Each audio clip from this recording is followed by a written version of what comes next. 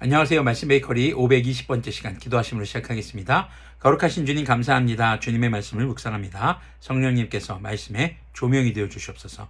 우리 주 예수 그리스도님의 이름으로 기도합니다. 아멘. 네, 오늘 보실 말씀은 고린도전서 15장 35절에서 49절까지의 말씀입니다. 그러나 죽은 사람이 어떻게 살아나며 그들은 어떤 몸으로 옵니까? 하고 묻는 사람이 있을 것입니다.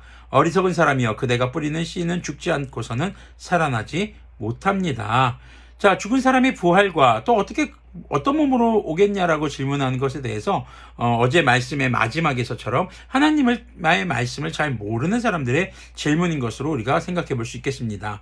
자, 37절, 그래서 오늘 바울이 강조하는 것은요, 씨가 죽어야 살아난다라는 것을 지금 강조하고 있습니다. 37절부터 계속 보면요, 그리고 그대가 뿌리는 것은 장차 생겨날 몸 그 자체가 아닙니다. 밀이든지 그 밖에 어떤 곡식이든지 다만 씨앗을 뿌리는 것입니다.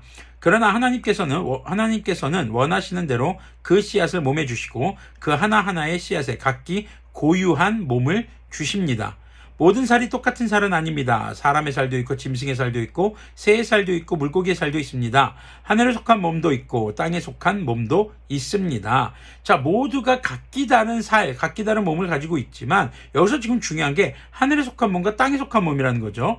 하늘에 속한 몸들의 영광과 땅에 속한 몸들의 영광이 저마다 다릅니다. 41절을 보면요, 해의 영광이 다르고 달의 영광이 다르고 별들의 영광이 다릅니다. 별마다 영광이 다릅니다.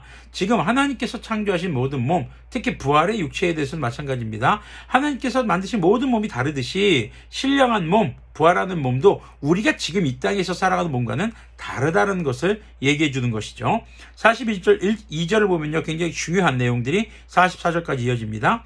죽은 사람들의 부활도 이와 같습니다. 썩을 것으로 심는데 썩지 않을 것으로 살아납니다. 부활 이전, 지금의 우리의 삶은 썩을 것이지만 부활 이후 예수님 다시 오실 때 구원받은 자들은 썩지 않을 몸으로 살아나게 된다는 것입니다. 죽음이 없다는 것이죠. 43절을 보면요, 비천한 것으로 심는데 영광스러운 것으로 살아납니다.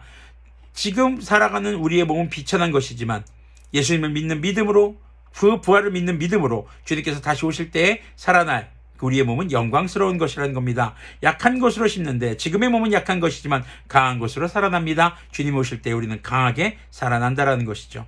자연적인 몸으로 심는데 신령한 몸으로 살아납니다. 자연적인 몸이 있으면 신령한 몸도 있습니다. 지금 우리의 몸이 이렇게 있으면 바로 신령한 몸, 우리가 부활의 육체로 살아갈 몸도 있다라는 것을 가르쳐주고 있는 것이죠. 45절을 계속 보면요, 성경에 첫사람 아담은 산령이 되었다고 기록한 바와 같이 마지막 아담은 생명을 주시는 영이 되셨습니다.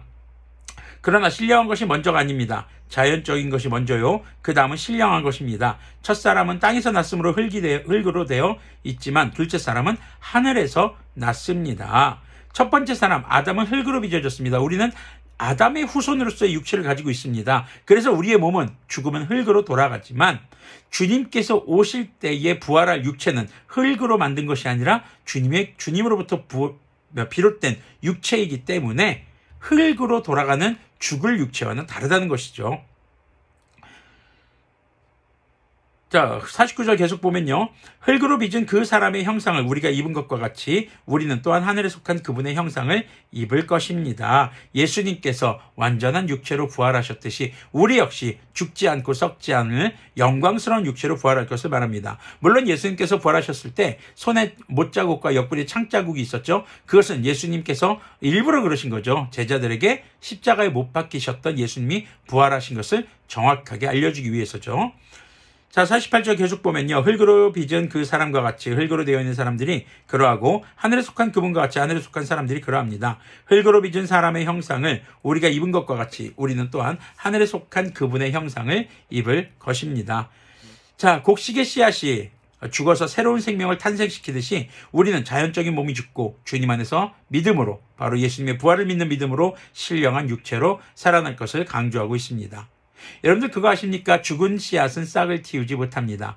그 씨앗 안에 생명이 있어야 싹을 틔울 수 있는 것이죠. 예수님의 부활을 믿는 믿음이 곧 우리의 삶의 생명의 씨앗이, 우리의 삶을 생명의 씨앗이 없도록 하는 것이죠. 우리가 이 땅에서 죽고 나서야 비로소 신령한 육체로 부활하는 것을 기억하시기 바랍니다. 그리스도인의 죽음은 죽음을 향한 죽음이 아니라 생명을 향한 죽음인 것입니다. 그렇기에 우리는 오늘의 삶이 생명의 씨앗이 되어 나의 죄는 죽고 오직 주님의 생명인 말씀만이 살아있는 삶으로 죽어야 할 것입니다. 그렇게 그리스도인들은 나의 나된 모습, 나의 욕심, 욕망, 죄 이런 것들이 죽어야 주님 다시 오실 때 살아나는 그런 존재가 될 것입니다. 기도하겠습니다.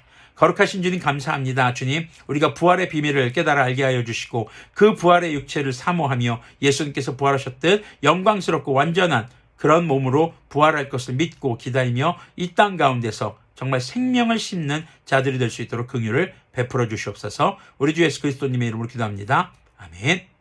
네, 그래서 그리스도인들은 자신의 자아, 욕심, 욕망이 죽어야 사는 사람들입니다.